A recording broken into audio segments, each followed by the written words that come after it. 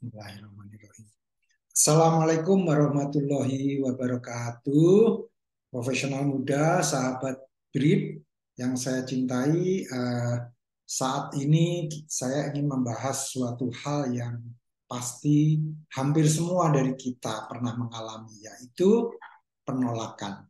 Ya, jadi penolakan apapun, penolakan dalam hal apapun, ya. Kalau dalam hal bisnis ya proposal kita ditolak, atau dalam hal pekerjaan pendapat kita ditolak, atau apapun ya dalam hal kehidupan sehari-hari juga kita mengalami penolakan bahkan oleh orang-orang yang mungkin kita cintai ya. Nah, bagaimana dong menghadapi penolakan ini? Yang jelas satu hal harus kita ingat, yang namanya hidup nggak mungkin tidak ada penolakan. Sudah pasti ada penolakan. Ya, tidak mungkin kita di mana-mana diterima, itu nggak mungkin. Pasti ada penolakan. Nah, ini saya sekedar ingin berbagi saja bagaimana tips untuk menghadapi penolakan itu. Jadi artinya jangan terlalu juga kita berlarut-larut dalam penolakan sehingga kita nanti mutung. Kalau mutung itu berarti apa? Nggak mau kerja lagi gitu ya. Jadi ini yang harus kita hindari. Nah, lalu bagaimana caranya? Ya, jadi kita harus mahir nih ya. Kata-kata mahir jadi penting ini. Karena yang namanya mahir itu harus berlatih. Bukan berarti kita setiap hari berharap ada penolakan ya, tapi paling tidak setiap ada penolakan harus kita hadapi sehingga benar-benar kita nanti mahir ya, karena jangan juga kita kecil hati setelah mengalami penolakan itu. Nah, ada beberapa cara ya, ada 5 tahap yang bisa kita pelajari bareng, yaitu pertama yang namanya penolakan, pertama harus kita rasakan aja ya. Kita harus rasakan aja bagaimana rasanya ditolak itu. Yaitu saat Anda menghadapi kehilangan atau penolakan, rasakan sepenuhnya, sendirian dan tanpa opini. Ya, maksudnya tidak ada justifikasi oh karena ini oh karena itu, nggak usah, dirasakan aja dulu. Ya, nikmatnya ditolak. Anda akan menerima bahwa itu adalah apa adanya. Bantulah diri Anda sendiri dan buang ego Anda, jangan melawannya. Anda memberikan segalanya, banggalah pada diri sendiri. Jika tidak, Anda akan tahu apa yang harus diperbaiki di lain waktu. Jadi tahap pertama adalah dirasakan. Jadi intinya dirasakan tanpa harus ada judgement atau opini apapun. Atau validasi dari apa yang dikatakan orang sehingga kita nanti jadi tidak mau melakukan selanjutnya gitu ya. Gitu. Nah, kemudian yang kedua adalah ekspresikan. Ketika Anda merasa seolah-olah memiliki waktu sendiri, ekspresikan itu. Baik itu melalui tulisan atau self-talk, komunikasikan perasaan Anda yang sebenarnya. Ya, jadi berbicara pada diri sendiri. Kemudian pertanyaan dan keraguan akan muncul, tetapi ketahuilah bahwa Anda berada di jalur yang benar karena Anda tidak menahan diri. Dengan menjadi rentan dan menyuarakan perasaan Anda yang sebenarnya, Anda akan menerima suatu arahan atau bimbingan. Bimbingan ini bisa datang dari kekuatan eksternal, individu, atau bahkan hanya kesadaran pribadi. Guidance ya. Kemudian, nah ini yang sering kita lupa, makanya perlu harus ada tanda seru ini di sini. Tutup dan kunci. Berdasarkan apa yang Anda rasakan, cari tahu cara terbaik untuk menutupnya dengan memahami situasinya. Itu bisa berupa menulis jurnal, bercakap-cakap, atau hanya benar-benar baik-baik saja dengan hasil dari situasi tersebut. Apapun yang Anda putuskan, pastikan Anda melakukan apa yang berhasil untuk Anda dengan transparansi penuh dan tidak membahayakan ketenangan pikiran Anda.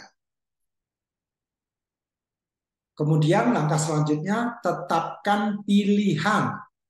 Pada titik ini, Anda telah menghabiskan energi Anda secara emosional. Anda memiliki pemahaman yang jelas tentang hasilnya, dan sekarang Anda berada di jalan menuju pemulihan. Buatlah pilihan sadar untuk mematuhi apa yang Anda terima, ungkapkan, dan setujui. Berkomitmenlah pada hal ini dan pilihlah untuk bergerak maju, tidak pernah mundur.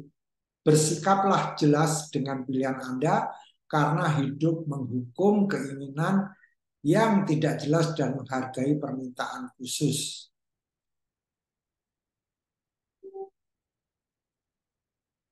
Terakhir, yakin, percayalah, dan ketahuilah bahwa Anda sedang dibimbing untuk mendapatkan yang terbaik bagi Anda. Setelah Anda sepenuhnya mempercayai konsep ini, Anda memiliki keyakinan bahwa situasi yang Anda hadapi mendorong Anda ke tujuan Anda yang sebenarnya.